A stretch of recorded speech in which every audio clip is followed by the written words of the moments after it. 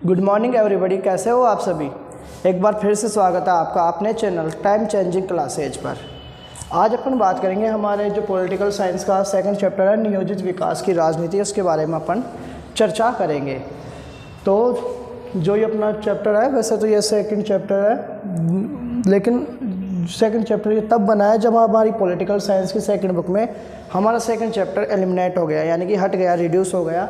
उसके बाद ये क्रम में क्या अपना सेकंड चैप्टर है। वैसे पहले ये थर्ड चैप्टर हुआ करता था। तो आइए बिना टाइम गवाए सबसे पहले एक बार मैं फिर आप सभी को, जो 2 ही दिन दूर है आपसे, आपके स्वतंत्रता दिवस की आप सभी को लाख लाख बधाइयाँ, ठीक है।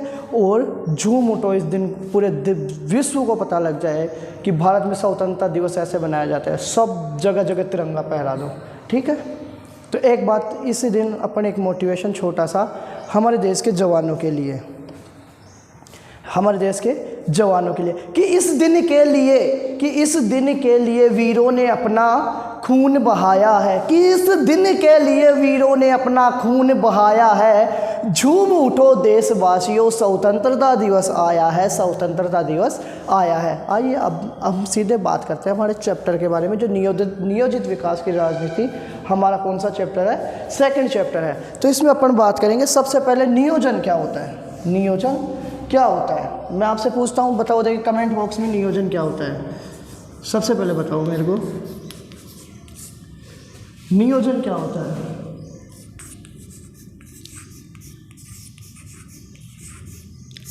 नियोजन क्या होता है, फटाफट बताओ, देखें कमेंट बॉक्स में जल्दी से बताओ।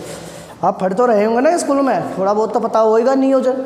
ये बच्चों नी प्लस योजन या नी प्लस योजन, इसमें योजना वर्ड छुपा हुआ ना।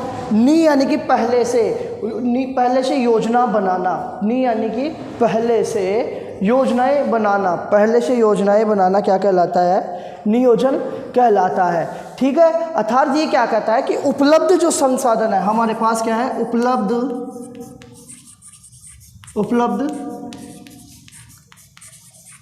संसाधन, जो भी संसाधन हमारे पास अवेलेबल है, जो भी रिसोर्सेज हमारे पास अवेलेबल है, जो भी संसाधन हमारे पास उपलब्ध है, उपलब्ध संसाधनों का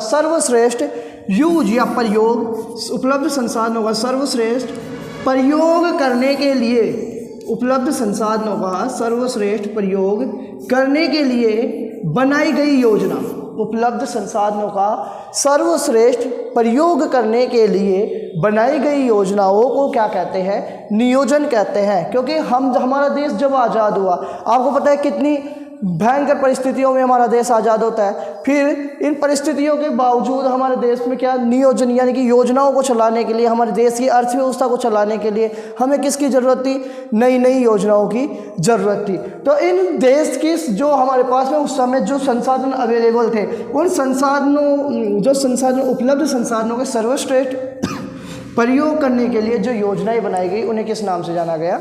नियोजन के नाम से जाना गया। तो एक बार मेरे साथ बोलना, उपलब्ध संसाधनों के सर्वश्रेष्ठ प्रयोग के लिए बनाई गई योजनाओं को नियोजन कहते हैं। उपलब्ध संसाधनों के सर्वश्रेष्ठ प्रयोग के लिए बनाई गई योजनाओं को नियोजन कहते हैं। उपलब्ध संसाधनों के सर्वश्रेष्ठ प्रयोग के लिए बनाई गई योजनाओं को नियोजन कहते हैं। एक बार दोबारा, उपलब्ध संसाधनों के सर्वश्रेष्ठ प्रयोग के लिए, उपलब्ध संसाधनों के सर्वश्रेष्ठ प्रयोग के लिए बनाई गई योजनाओं को नियोजन कहते हैं, ठीक है। ये बात क्लियर है? पहला पॉइंट मैं मानता हूँ क्लियर होगा, ठीक है। अब जब ये नियोजन होता है, ये नियोजन क्यों किया जाता है? क्योंकि इससे होती है उत्पादन में वृद्धि, प्रोडक्शन में वृद्धि। सबसे पहले इस नियोजन से क्या होगा? हमारा उत्पादन बढ़ेगा। अब जब उत्पादन बढ़ेगा तो उत्पादन बढ़ने के परिणाम स्वरूप क्या होगा? रोजगार के अवसर भी बढ़ेंगे। क्या बढ़ेंगे? रोजगार के अवसर। उत्पादन बढ़ेंगे तो रोजगार के अवसर भी बढ़ेंगे, उत्पादन बढ़ेंगे तो रोजगार के अवसर की वृद्धि, और क्या आएगी? आर्थिक स्थिरता। आर्थिक स्थिरता,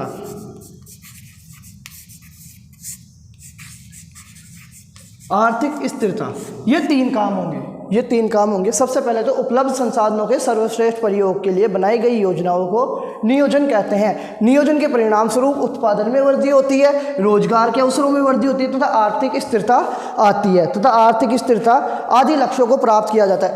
नियोजन क्यों किया जाता है? उत्पादन में वृद्धि करने के लिए। आपसे पूछा जाएगा उत्पादन के नियोजन के माध्यम से कौन कौन से लक्ष्यों को प्राप्त किया जा सकता है, तो आप बता दो कि उत्पादन में वृद्धि की जा सकती है, रोजगार के अवसरों में वृद्धि की जाती है, आर्थिक स्थिरता के लक्ष्यों को प्राप्त किया जा सकता है। ठीक है, तो सबसे पहले बता दो कि उपलब्ध संसाधनों का सर्वश्रेष्ठ प्रयोग करने के लिए बनाई गई योजनाओं को क्या कहते हैं? नियोजन कहते हैं। अर्थात उत्पादन नियोजन के माध्यम से उत्पादन में वृद्धि होती है, रोजगार के अवसरों में वृद्धि होती है तथा आर्थिक स्थिरता के लक्ष्यों को प्राप्त किया जा सकता है। ये बात होती है क्या? नियोजन। ये क्या होता है? नियोजन। अब इसके बाद में हमारा अगला चैप्टर पॉइंट होगा, वो क्या होगा? भारत में विकास का अर्थ। भारत में अब ये विकास के लिए योजनाएं बनाई गई, तो लेकिन भारत जब आज़ाद हुआ था तो भारत में विकास का अर्थ क्या था कि लोगों ने क्या सुझाव दिया कि हमारे देश का विकास मतलब ये चीज़ें होनी चाहिए। हमारे देश में अगर विकास होगा तो मतलब ये चीज़ें तो पहले होनी चाहिए, तभी माना जाएगा कि हमारे देश में विकास हो रहा है। तो पहला टॉपिक क्लियर होगा आपका, मैं मानता हूँ। नियोजन। नियोजन क्या होता है? उपलब्ध संसाधनों के सर्वश्रेष्ठ प्रयोग के लिए बनाई गई योजनाओं को क्या कहते हैं? नियोजन कहते हैं। अर्थात नियोजन के माध्यम से उत्पादन में वृद्धि होती है, रोजगार के अवसरों में वृद्धि होती है तथा आर्थिक स्थिरता के लक्ष्य प्राप्त किए जा सकते हैं प्राप्त किए जा सकते हैं। ये मेरा पहला टॉपिक था अपना, नियोजन। ठीक है, अब इसके बाद अपन पढ़ेंगे भारत में विकास का अर्थ। भारत में विकास का अर्थ, पॉइंट को बोलो देखिए 1-2 बार। भारत में विकास का अर्थ, कि भारत में विकास का अर्थ क्या है? भारत में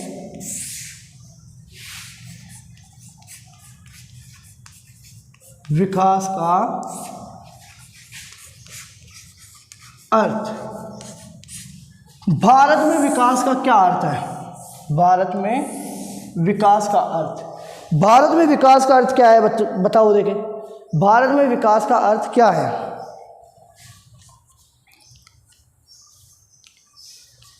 भारत में विकास का अर्थ क्या था? आपने पढ़ा होगा, एक बार कमेंट बॉक्स में बताओ आप। एक तो मैं जैसे जैसे आपको लगना चाहिए कि अपन क्लास में पढ़ रहे हैं, ठीक है। आपको ये जब तक ये फील नहीं करोगे कि अपन क्लास में पढ़ रहे हैं, तब तक आपको ऐसा महसूस नहीं होगा। मैं जैसे जैसे बोलूँ कि हाँ बोलो, जब तुम्हें बोलना है खुद से, ठीक है। मैं रिपीट करवाता हूँ तो तुम्हें भी रिपीट करना है, ठीक है।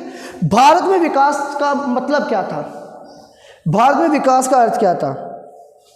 भारत में विकास का अर्थ था आर्थिक संवृद्धि। आर्थिक संवृद्धि, आर्थिक संवृद्धि, आर्थिक संवृद्धि। भारत में विकास का क्या अर्थ है? कि भारत की आर्थिक समृद्धि हो तथा भारत के लोगों को आर्थिक रूप से आर्थिक सामाजिक न्याय प्राप्त हो। भारत के लोगों को आर्थिक सामाजिक न्याय प्राप्त हो, ठीक है। भारत के विकास का अर्थ क्या था? आर्थिक समृद्धि तथा भारत के लोगों को क्या हो? आर्थिक सामाजिक न्याय प्राप्त हो। यानी कि भारत के विकास का अर्थ आर्थिक समृद्धि और आर्थिक सामाजिक न्याय दोनों से है। भारत के विकास का अर्थ आर्थिक समृद्धि तथा आर्थिक सामाजिक न्याय दोनों से है। आर्थिक समृद्धि तथा आर्थिक सामाजिक न्याय दोनों से है। पहली लाइन होगी कि भारत में विकास का अर्थ आर्थिक समृद्धि तथा आर्थिक सामाजिक न्याय से है तथा इस बात पर भी सबकी सहमति थी। तथा इस बात पर भी सबकी सहमति थी कि कौन सी बात पर सबकी सहमति थी? कि जो ये आर्थिक समृद्धि आर्थिक सामाजिक न्याय है, ये आर्थिक कि जो ये आर्थिक जो भी विकास होगा, जो भी आर्थिक और सामाजिक आर्थिक विकास होगा, आर्थिक और जो सामाजिक आर्थिक विकास होगा, ये ना तो किसी केवल व्यापारियों को दिया जाएगा, ना तो किसी व्यापारियों के भरोसे छोड़ा जाएगा, ना तो व्यापारियों के भरोसे छोड़ा जाएगा, ना उद्योगपतियों के भरोसे छोड़ा जाएगा, ना उद्योगपतियों के भरोसे छोड़ा जाएगा और ना ही किसानों के भरोसे, और ना ही किसानों के भरोसे, ना ही किसानों के भरोसे छोड़ा जाएगा। मतलब ये क्या कहना चाहता है कि भारत में विकास का अर्थ आर्थिक समृद्धि तथा आर्थिक सामाजिक न्याय है। भारत में विकास का अर्थ आर्थिक समृद्धि तथा आर्थिक सामाजिक न्याय है, दोनों से ही है, ठीक है। तथा इस बात पर भी सबकी सहमति थी, तथा इस बात पर भी सबकी सहमति थी कि आर्थिक और कि आर्थिक विकास और सामाजिक आर्थिक विकास, आर्थिक विकास और आर्थिक सामाजिक विकास, ठीक है, सामाजिक आर्थिक न्याय को केवल, कि मतलब क्या कहना चाहता है ये, भारत में विकास का अर्थ आर्थिक समृद्धि तथा आर्थिक सामाजिक न्याय दोनों से ही है, तथा भारत में आर्थिक न्याय तथा आर्थिक सामाजिक न्याय केवल व्यापारियों या उद्योगपतियों या किसानों, केवल व्यापारियों, उद्योगपतियों या किसानों, व्यापारियों, उद्योगपतियों या व्यवसायियों, उद्योगपतियों या किसानों के भरोसे ही नहीं छोड़ा जा सकता। कि ये जो आर्थिक विकास, सामाजिक न्याय दोनों हैं, ये ना तो केवल व्यापारियों के भरोसे छोड़ी जा सकती, ना उद्योगपतियों के भरोसे छोड़ी जा सकती, ना किसानों के भरोसे छोड़ी जा सकती। अगर आपको भारत का विकास करना है तो आर्थिक समृद्धि के करने के, यह आर्थिक विकास जो आर्थिक सामाजिक न्याय है, इसमें संपूर्ण समाज की भागीदारी होनी चाहिए, और ऐसा करने के लिए इसमें सरकार को महत्वपूर्ण भूमिका निभानी होगी। महत्वपूर्ण भूमिका किसको निभानी होगी? सरकार को।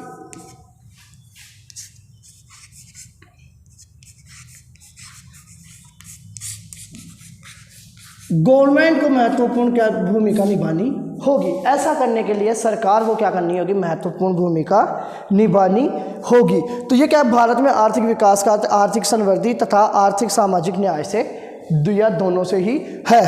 अर्थात भारत में आर्थिक विकास का मतलब व्यवसायियों, उद्योगपतियों या किसानों के भरोसे नहीं छोड़ा जा सकता, अर्थात इसमें सरकार को महत्वपूर्ण भूमिका निभानी होगी।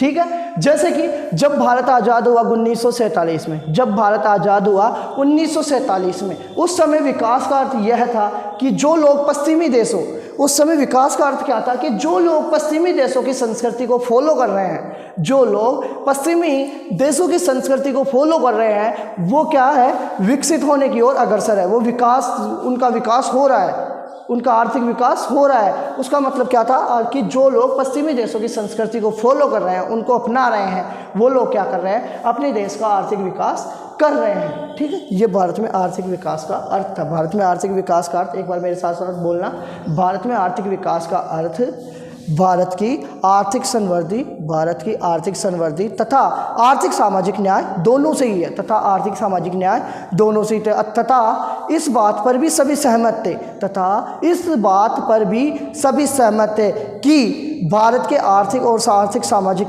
न्याय को, भारत के आर्थिक और आर्थिक सामाजिक विकास को केवल उद्योगपतियों या व्यवसायियों या केवल किसानों के भरोसे ही नहीं छोड़ा जा सकता, अर्थात इसमें सरकार को महत्वपूर्ण भूमिका निभानी होगी। और जब भारत आज़ाद हुआ तो उस समय विकास का मतलब था कि पश्चिमी देशों की संस्कृतियों को अपनाना। जब भारत आज़ाद हुआ उस समय विकास का अर्थ था कि पश्चिमी देशों की संस्कृतियों को अपनाना। ठीक है, अब अपने इसके बारे में नया पॉइंट चलता है अपना, वामपंथी एवं दक्षिणपंथी विचारधारा। वामपंथी एवं दक्षिणपंथी विचारधारा इंपॉर्टेंट क्वेश्चन है, इसको स्टार मार्क कर लेना आप। ठीक है, पूछे जाने की काफ़ी संभावनाएं हैं, तो आप इसको स्टार मार्क कर लेना। वामपंथी एवं दक्षिणपंथी बड़ा इंटरेस्टिंग टॉपिक है, आपको पढ़ने में मजा भी आएगा। दोनों टॉपिक हो गए। सबसे पहले नियोजन, उपलब्ध संसाधनों का सर्वश्रेष्ठ प्रयोग करने के लिए बनाई गई योजनाओं को नियोजन कहते हैं। नियोजन के परिणाम स्वरूप योजनाओं आर्थिक उत्पादन में वृद्धि होती है तथा आर्थिक स्थिरता को प्राप्त किया जा सकता है, रोजगार के अवसरों में वृद्धि होती है।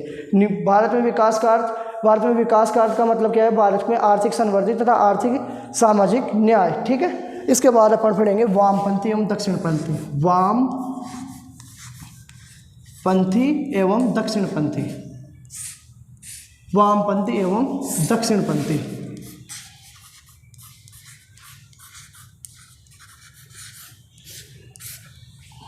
वामपंथी एवं दक्षिणपंथी।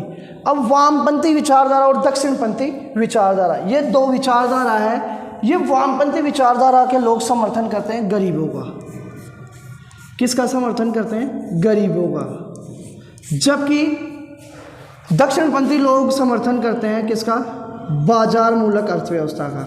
बाजार मूलक अर्थव्यवस्था। दक्षिणपंथी लोग किस विचारधारा को समझ? बाजार मूलक अर्थव्यवस्था।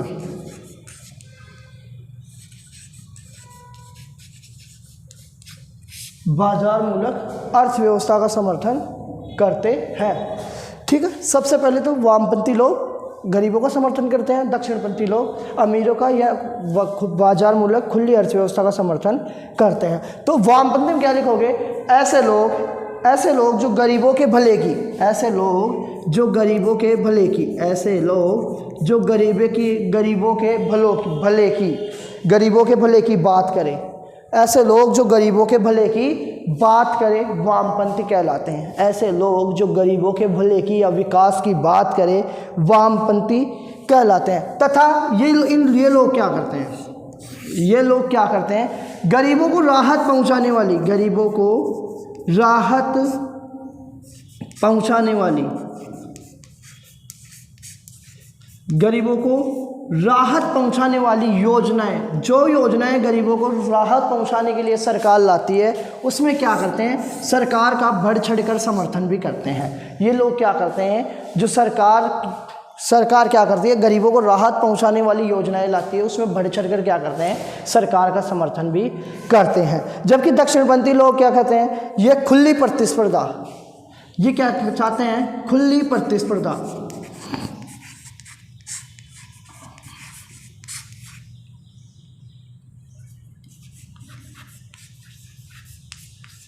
खुली प्रतिस्पर्धा को क्या करते हैं, समर्थन करते हैं। ये बाजार में कौन सी प्रतिस्पर्धा को, खुली प्रतिस्पर्धा, ये अर्थात ये बाजार मूलक खुली प्रतिस्पर्धा को समर्थित करते हैं। अर्थात ये कहता है कि जो बाजार में जो भी सामान वस्तुएं होंगी उनकी डिमांड और सप्लाई यानी कि उनकी मांग और पूर्ति के अनुसार बाजार की जो वो होगी कीमतें डिसाइड होगी, वस्तुओं की कीमतें डिसाइड होगी। जबकि ये लोग क्या कहते हैं कि ये गरीबों के भले के लिए काम करते हैं, सदैव गरीबों के भले के लिए काम करते हैं, अर्थात सदा गरीबों को राहत पहुंचाने वाली योजनाओं का समर्थन करते हैं। और ये कहते हैं कि सरकार को गैर हस्तक्षेप नहीं करना चाहिए, सरकार का गैर हस्तक्षेप नहीं होना चाहिए, गैर हस्तक्षेप नहीं होना चाहिए, सरकार का गैर हस्तक्षेप नहीं होना चाहिए। ये इंपॉर्टेंट है क्वेश्चन दोनों, ठीक है। तो दोनों एक बार देखना। वामपंथी लोग ऐसी विचारधारा के लोग होते हैं जो सदैव गरीबों के भले की बात करते हैं।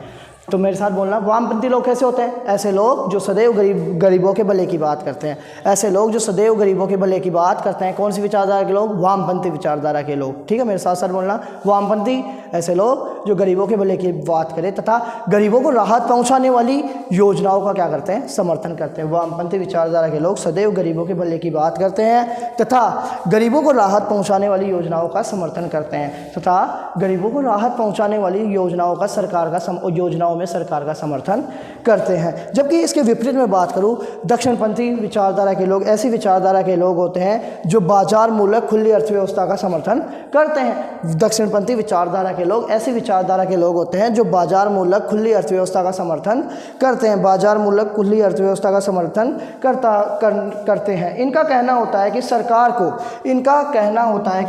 को कहाँ पर, अर्थव्यवस्था में, सरकार को अर्थव्यवस्था में गैर जरूरी हस्तक्षेप नहीं करना चाहिए। इनका कहना होता है कि सरकार को अर्थव्यवस्था में गैर जरूरी हस्तक्षेप नहीं करना चाहिए, दक्षिणपंथी कहलाते हैं। तो पहला टॉपिक अपना क्या था, नियोजन। नियोजन क्या था बताओ, देखिए फटाफट बोलो। नियोजन उपलब्ध संसाधनों का सर्वश्रेष्ठ प्रयोग करने के लिए बनाई गई योजनाओं को नियोजन कहते हैं। नियोजन के माध्यम से क्या होता है, उत्पादन में वृद्धि, रोजगार में वृद्धि तथा आर्थिक स्थिरता के लक्ष्यों को प्राप्त किया जाता है। दूसरा पॉइंट, भारत में विकास का अर्थ। भारत में विकास का अर्थ भारत में आर्थिक समृद्धि तथा सामाजिक आर्थिक न्याय से है, ठीक है, दोनों से है, ठीक है। इसके बाद क्या कहता है कि विकास को, भारत के आर्थिक विकास को केवल व्यवसायियों के, उद्योगपतियों के या किसानों के भरोसे नहीं छोड़ा जाना चाहिए, इसमें सरकार को महत्वपूर्ण भूमिका निभानी चाहिए। इसके बाद हमारा नेक्स्ट पॉइंट है वामपंथी एवं दक्षिणपंथी।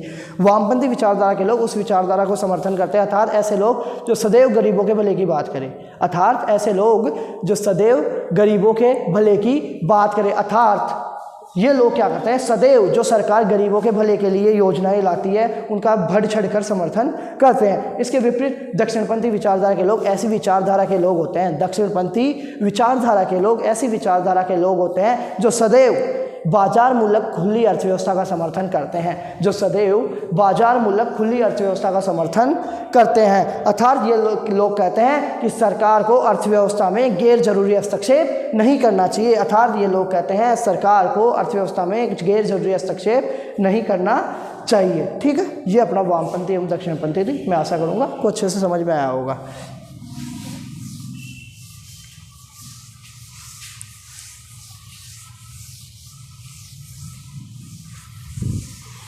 अब देखो, अब अपना इंपॉर्टेंट टॉपिक है इसी के बाद में आज़ाद भारत के समक्ष विकास के मॉडल। इंपॉर्टेंट क्वेश्चन है, ध्यान रखना। आज़ाद भारत के समक्ष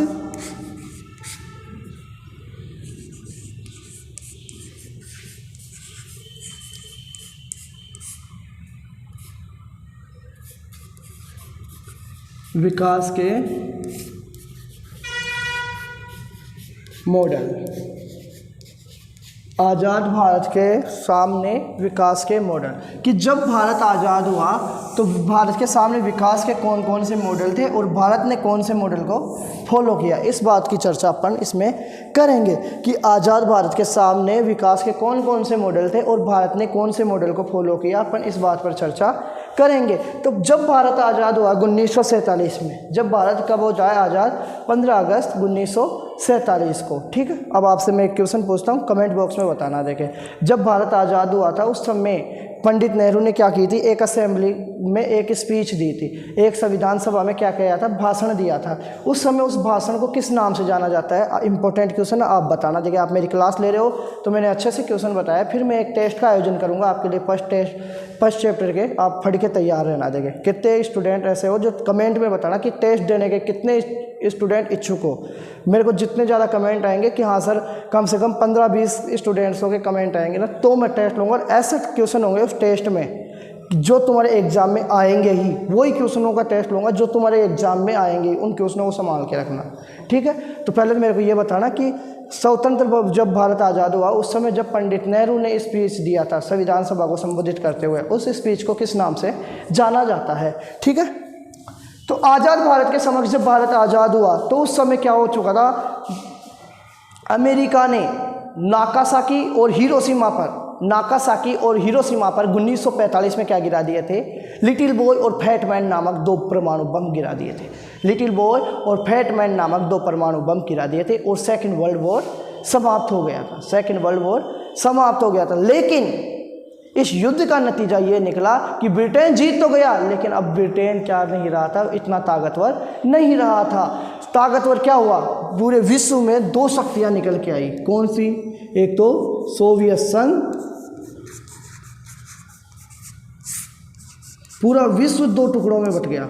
एक तो सोवियत संघ जो वर्तमान में रूस के नाम से भी जाना जाता है, और दूसरा विश्व का चौधरी संयुक्त राष्ट्र अमेरिका। संयुक्त राष्ट्र अमेरिका, एक विश्व का चौधरी संयुक्त राष्ट्र अमेरिका, जिसे तुम यूएसए भी बोलते हो। ठीक है, ये 2 जब भारत आज़ाद हुआ तो भारत के सामने ये पूरा विश्व 2 गुटों में बटा हुआ था, जिसे तुम शीत युद्ध की कंडीशन भी कहते हो कि आपस में रक्त रंजित क्रांति ना होना। शीत युद्ध का मतलब क्या हुआ, ठंडा युद्ध, जो इन दोनों के बीच में क्या शीत युद्ध का माहौल बना हुआ था। पूरे विश्व को 2 भागों में बटा हुआ था, अर्थात लोग, कुछ देश इसके पास जा रहे थे, कुछ देश इस खेमे में जा रहे थे। इस प्रकार माहौल बना हुआ था। तो भारत भी इसी समय आज़ाद हुआ। भारत कब आज़ाद होता है? 1947 में। इस समय क्या चल रहा था, शीत युद्ध का दौर चल रहा था। तो भारत में भी जो लोग थे उनका दिमाग ऐसे चक रहा था, इस भाई साहब के पास जाऊं या इस भाई साहब के पास जाऊं, इस भाई साहब के पास जाऊं या इस भाई साहब के पास जाऊं। अगर मैं अमेरिका के पास नहीं जाऊंगा तो मैं हथियार किससे खरीदूंगा? मैं अमेरिका के पास नहीं जाऊंगा तो मैं हथियार किससे खरीदूंगा? ये मेरे को आगे हथियार नहीं देगा, मेरे को हथियारों की जरूरत पड़ेगी। सोवियत संघ के पास जाता हूँ तो मेरी बरसों पुरानी दोस्ती खत्म हो जाएगी, क्योंकि सोवियत संघ हमारी क्या करता है, शुरू से हेल्प करता है। रूस है जो हमारी शुरू से हेल्प करते आया है।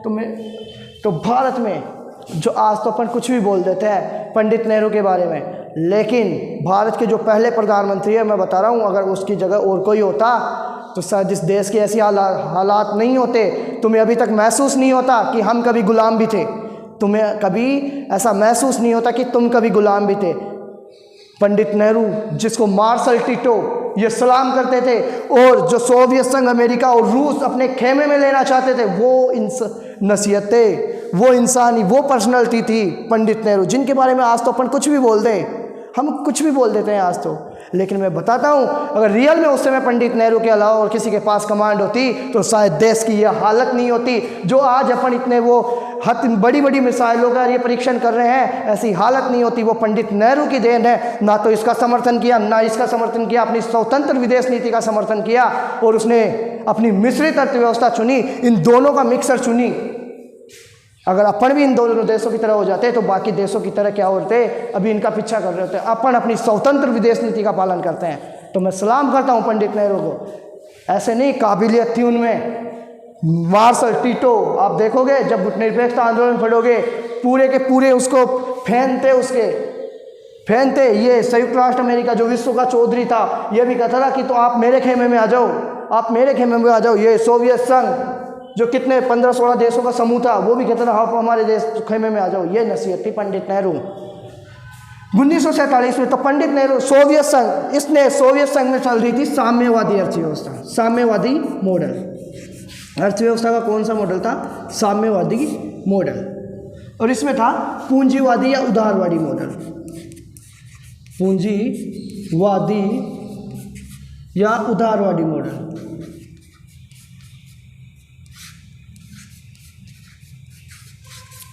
पूंजीवादी या उदारवादी मॉडल।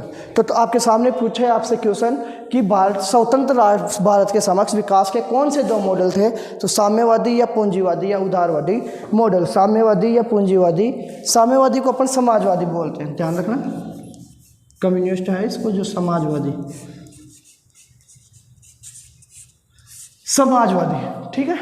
ये दो अर्थव्यवस्था के दो मॉडल थे हमारे सामने, साम्यवादी समाजवादी और पूंजीवादी या उदारवादी। साम्यवादी मॉडल क्या कहता है और समाजवादी मॉडल क्या कहता है, ये मैं बताता हूँ। जो साम्यवादी मॉडल है, आपको ये तो पता लग गया होगा। साम्यवादी मॉडल ये कहाँ पर प्रचलित था? सोवियत संघ रूस में प्रचलित था, सोवियत संघ में प्रचलित था। साम्यवादी अर्थव्यवस्था का साम्यवादी मॉडल कहाँ पर प्रचलित था? रूस में या सोवियत संघ में प्रचलित था। ये क्या कहता है? इसमें उत्पादन के सभी साधनों पर, इसमें उत्पादन के जो प्रोडक्शन के ऑल रिसोर्सेज होते हैं, उत्पादन के सभी साधनों पर,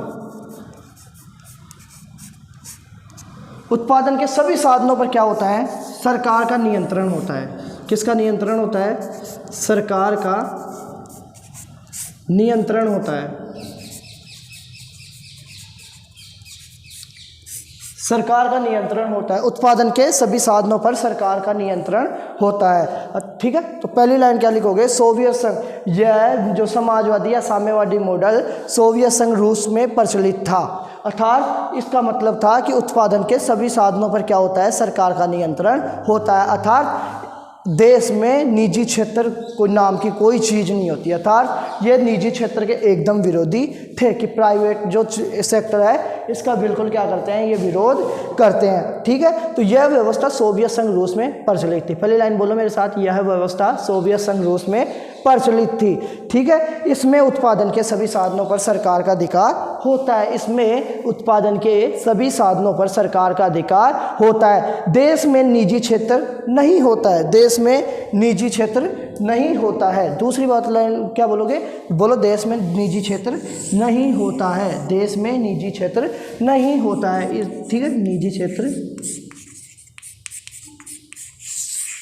नहीं होता है, देश में निजी क्षेत्र नहीं होता है, ये बात थी इसमें, ठीक है।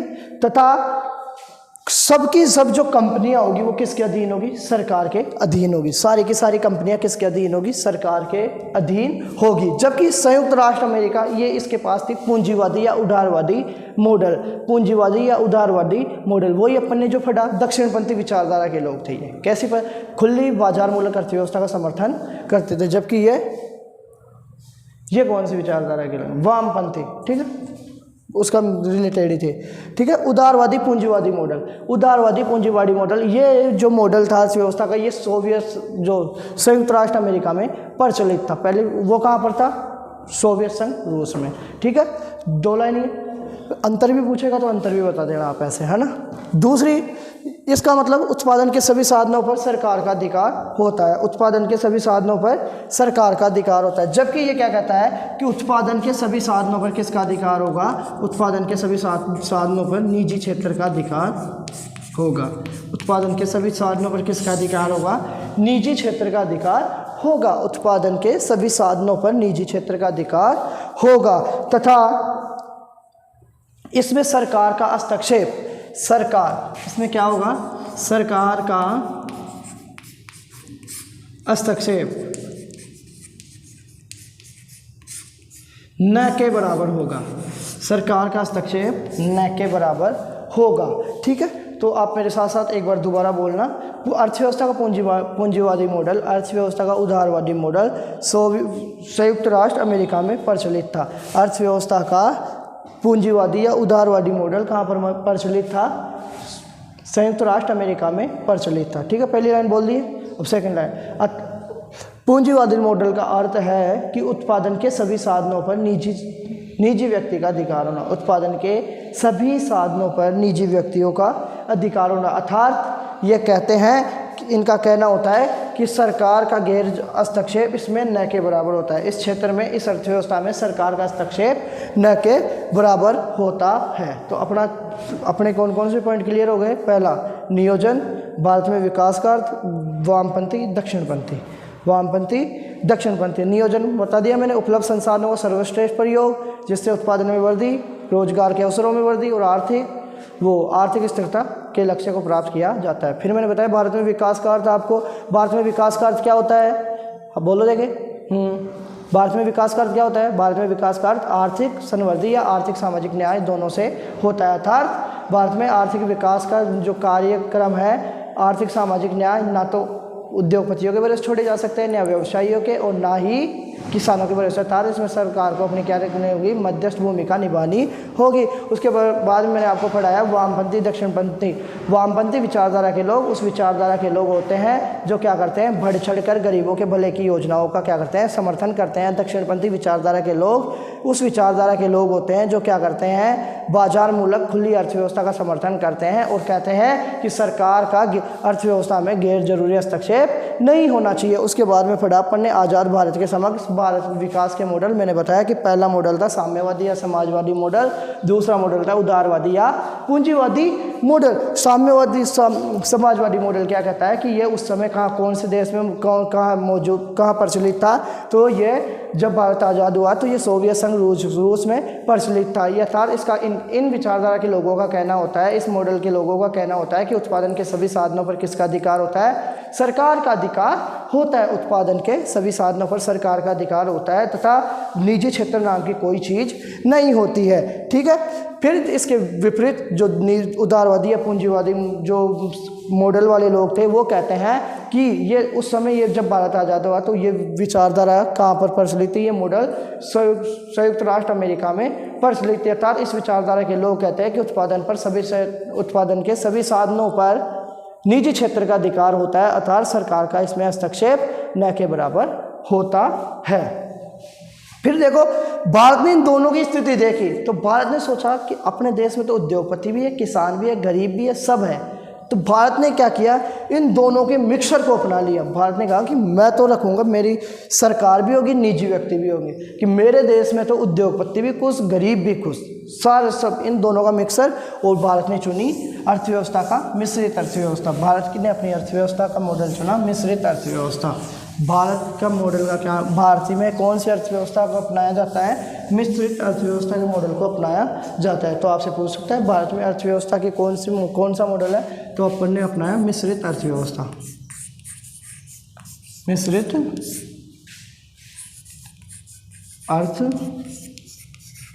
अर्थव्यवस्था, मिक्स्ड इकोनॉमी। ठीक है, मिश्रित अर्थव्यवस्था क्या होती है कि ऐसी अर्थव्यवस्था का वह मॉडल जिसमें समाजवादी व पूंजीवादी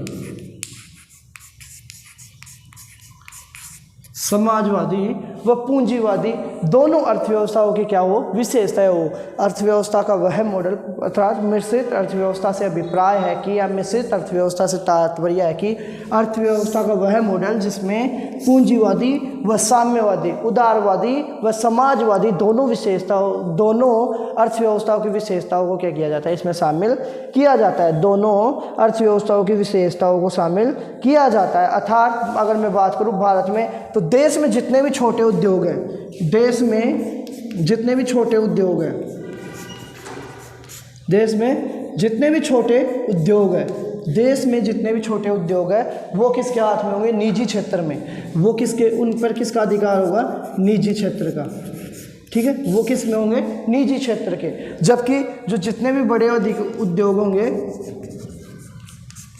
जो बृहत या लघु उद्योग, बड़े उद्योग होंगे, उन पर किसका अधिकार होगा, वो सरकार के अधीन होंगे, वो सरकार के अधीन होंगे।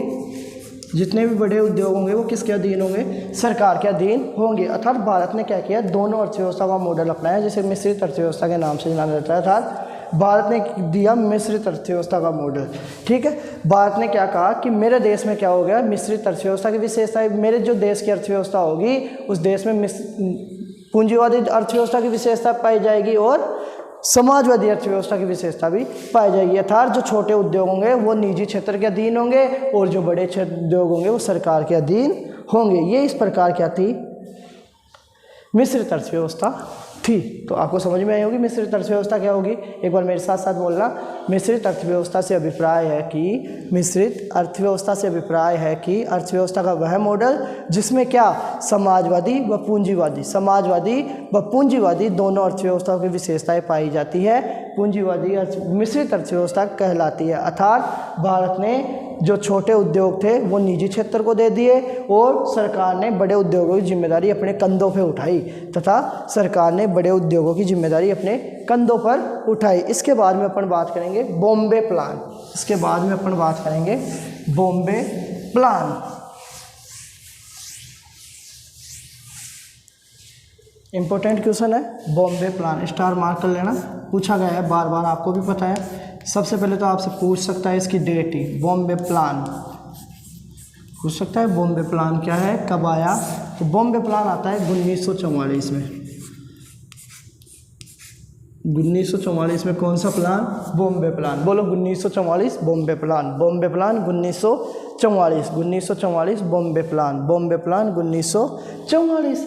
अब क्या कहता है कि बॉम्बे में कुछ उद्योगपतियों ने मिलकर, लगभग 8 उद्योगपति थे, मेरे को पता नहीं लेकिन मैं आपको लिख देता हूँ, लगभग 8 उद्योगपतियों ने, कुछ उद्योगपतियों ने, आप ऐसे लिख लो चाहे ऐसे, कुछ उद्योगपतियों ने 1944 में बॉम्बे में कुछ उद्योगपतियों ने मिलकर भारत की नियोजित अर्थव्यवस्था को चलाने के लिए, भारत की नियोजित अर्थव्यवस्था को चलाने के लिए एक प्रस्ताव तैयार किया। उद्योगपतियों ने क्या किया, नियोजित अर्थव्यवस्था,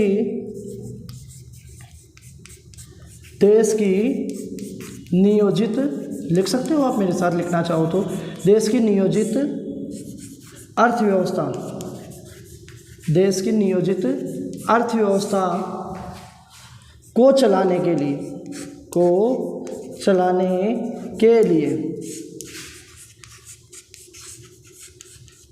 एक प्रस्ताव तैयार किया, एक प्रस्ताव तैयार किया।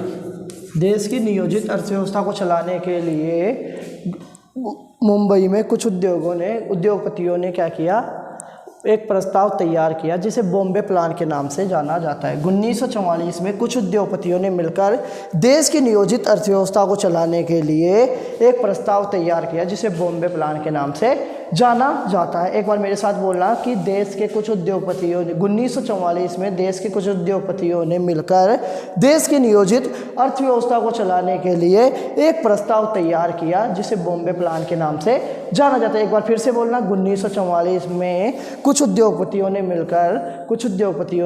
मिलकर देश की नियोजित अर्थव्यवस्था को चलाने के लिए एक प्रस्ताव तैयार किया जिसे किस नाम से जाना जाता है, बॉम्बे प्लान के नाम से जाना जाता है, जिसे किस नाम से जाना जाता है, बॉम्बे प्लान के नाम से जाना चाहता है।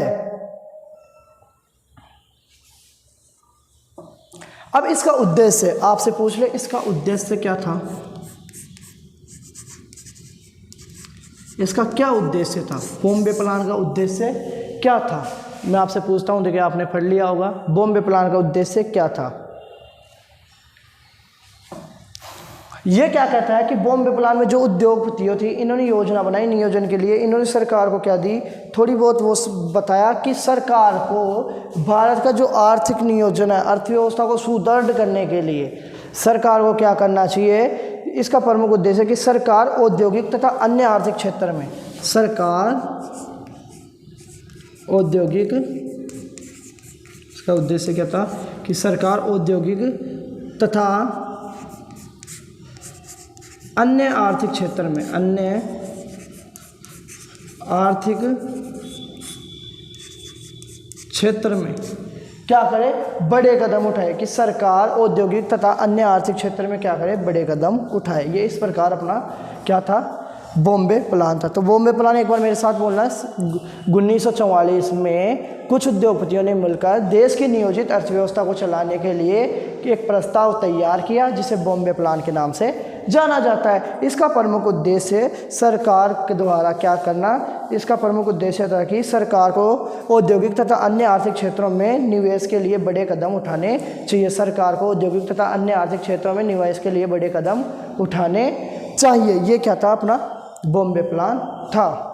ठीक है, अब इसके बाद पढ़ेंगे अपन योजना आयोग, नीति आयोग और नेशनल डेवलपमेंट कमीशन। ठीक है, फिर अपन आज अपन क्या पढ़ेंगे, योजना आयोग ही पढ़ेंगे। ठीक है, फिर उसके बाद कल पढ़ेंगे। ठीक है, लंबी हो जाएगी ज़्यादा वीडियो, आप या कल पढ़ ले। योजना आयोग नीति आयोग दोनों अपन एक वीडियो में कर लेंगे। ठीक है, आज के लिए इतना ही काफ़ी है। Thank you.